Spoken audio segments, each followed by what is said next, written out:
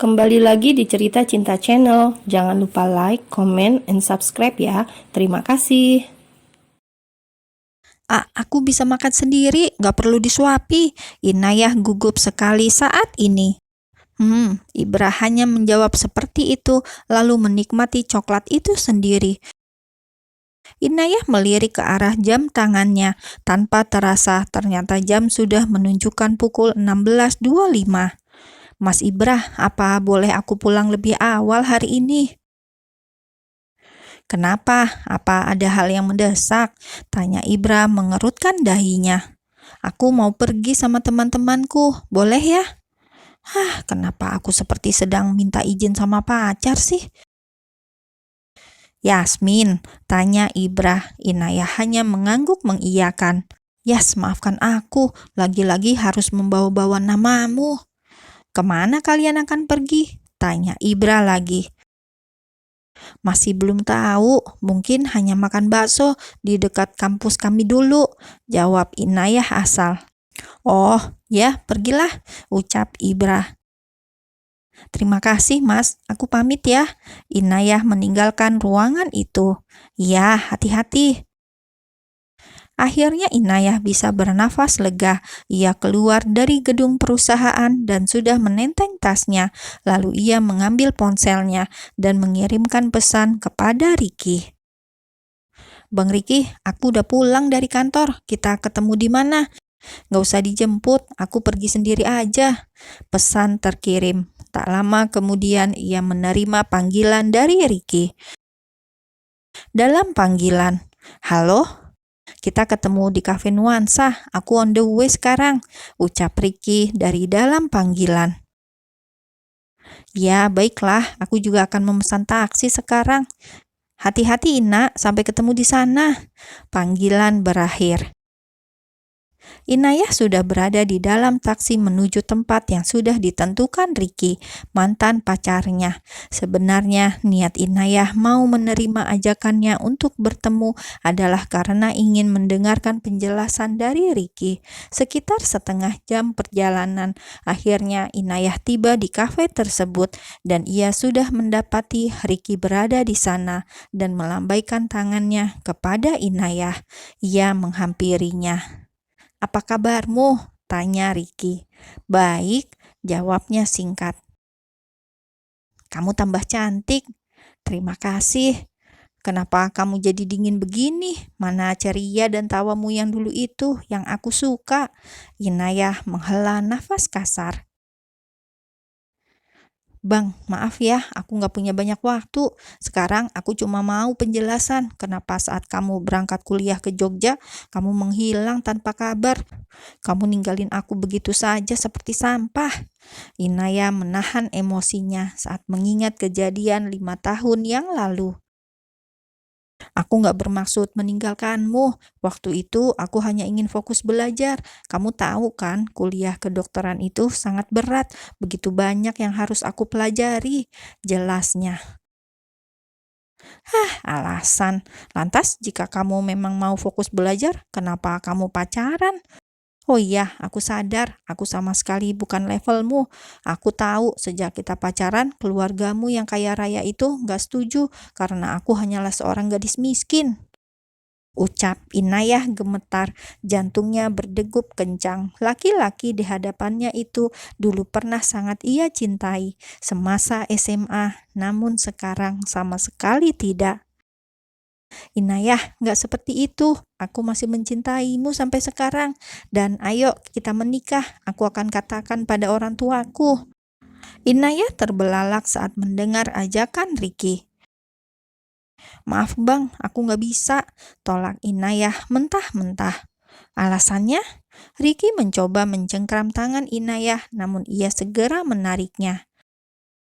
Aku merasa masih terlalu muda untuk menikah. Aku masih ingin berkarir. Dan satu lagi, aku udah gak ada perasaan apa-apa lagi sama Bang Ricky. Maaf karena aku pernah mengkhianatimu dan berpacaran dengan orang lain saat aku di Jogja. Tapi itu hanya untuk menghilangkan kejenuhanku saja. Aku gak benar-benar mencintainya. Jelas Ricky masih mencoba meyakinkan Inayah. Udah cukup Bang, intinya sekarang hubungan kita udah selesai ya, dan aku minta kamu jangan ganggu aku lagi. Apa sudah ada orang lain di hatimu? Tanya Ricky menatap tajam ke Inayah. Untuk sementara belum, nggak tahu nanti. Ucapnya cuek. Banyak perdebatan antara Inayah dan Ricky di meja itu. Berbagai kata dan kalimat yang dilontarkan Ricky agar Inayah mau kembali kepadanya. Tak lama kemudian ponsel Inayah bergetar. Pak Ibra memanggil. Ya ampun, apalagi sih ini? Lalu Inayah bangkit dari kursinya menjauh dari sang mantan saat hendak menerima panggilan. Dalam panggilan, "Ya Mas, sejak kapan kamu pintar berbohong?" "Hah? Maksudnya?" "Katakan sekarang kamu di mana? Aku akan menjemputmu. Kirim share location, jangan buat aku menunggu lama." "Mas, aku lagi..." Panggilan berakhir. Belum sempat Inayah menjawab, Ibra memutuskan panggilan. Inayah memegang keningnya. Apa aku nggak bisa mengurus urusan pribadiku sebentar saja? Kenapa sih dia selalu mencampuri urusanku? Ponsel Inayah kembali bergetar. Inayah menggerutu geram. Mau dicuekin, tapi dia bos. Diladenin malah ngelunjak. "Apalagi Mas Ibra? Kenapa lama sekali mengirim lokasimu? Apa kamu udah bosan bekerja denganku? Atau udah menemukan pekerjaan lain?" Iya, sebentar." Inayah mengakhiri panggilan dan segera mengirimkan lokasinya ke Ibra. Ia pun kembali menghampiri Ricky. "Maaf ya Bang, aku ada urusan mendadak. Aku duluan ya, permisi." Lalu Inayah pergi meninggalkan Ricky. "Sebentar Ina, kamu mau kemana? Biar aku antar." Ricky mengikuti Inayah. "Nggak usah Bang, aku dijemput. Aku harus kembali ke kantor." "Oh, jadi tadi yang menelpon adalah bosmu yang posesif itu ya? Mending kamu resign aja dan bekerja di perusahaan ayahku daripada harus tersiksa bekerja dengan bos aneh seperti dia." Inaya menghela nafas. "Dengar ya Bang Riki, aku sama sekali nggak tersiksa dan aku bahagia. Terima kasih atas tawarannya." Inayah berbohong demi menghindari Ricky. Hatinya sudah terlanjur sakit karena dikhianati dan ditinggal tanpa kabar. Sementara itu, Ibra terus melajukan mobilnya ke lokasi yang dikirimkan oleh Inayah. Bisa-bisanya dia membohongiku, katanya mau pergi bersama Yasmin, tapi malah ketemu mantan. Bagaimana Ibra bisa tahu? Flashback. Saat Ibra hendak keluar dari gedung perusahaan menuju mobilnya, ia berpapasan dengan Ridwan dan Yasmin. "Ibra, lu mau balik ke apartemen?" tanya Ridwan. "Iya," jawabnya. "Lu mau ngantar Yasmin menyusul Inayah?" tanya Ibra. "Hah? Enggak," jawab Ridwan. "Kami mau ke suatu tempat berdua aja," bisik Ridwan di telinga Ibra. "Jadi sebenarnya kemana Inayah pergi? Dia minta izin pulang duluan tadi." "Oh, sepertinya dia mau ketemu Ricky, Pak. Teman lamanya. Bisa dibilang mantannya sih, hehe," jawab Yasmin polos. Tanpa ia sadari, kalimat yang barusan ia ucapkan itu akan membahayakan sahabatnya. "Begitukah? Baiklah," jawab Ibra langsung menuju mobilnya. Saat sudah berada di dalam mobil, ia langsung menghubungi Inayah.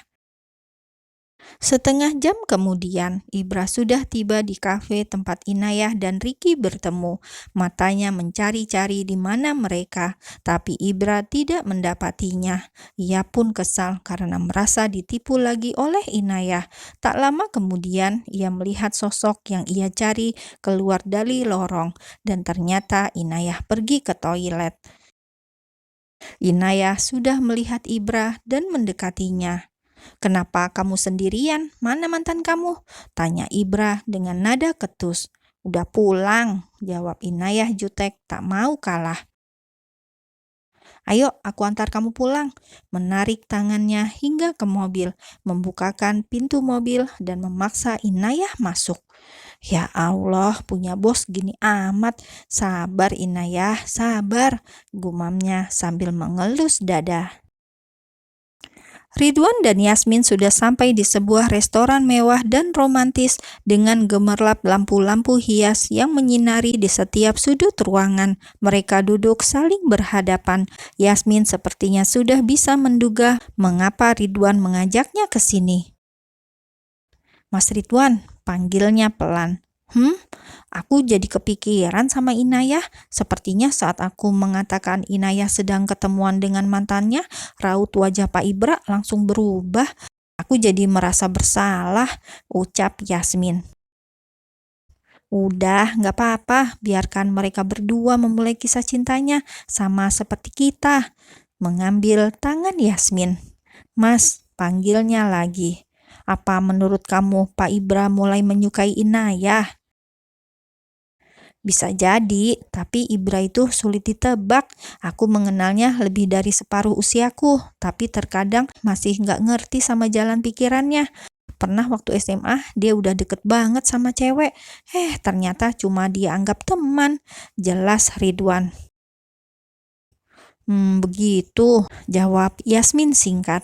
Ya udah, jangan bahas mereka lagi. Gimana kalau membahas soal hubungan kita aja? Ucapnya seraya tersenyum. Kita? Iya Yasmin, maukah kamu menjadi kekasihku? Benar kan dugaanku? Gumam Yasmin dalam hatinya.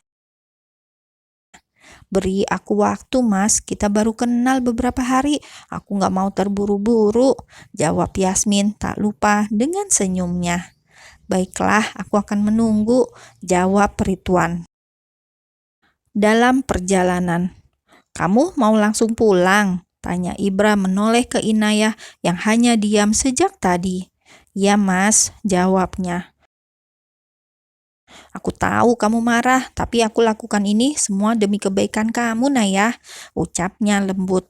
Aku cuma gak mau kamu terjebak lagi dengan masa lalumu saat melihat masa depan, lanjutnya. Inayah menghela nafas kesal.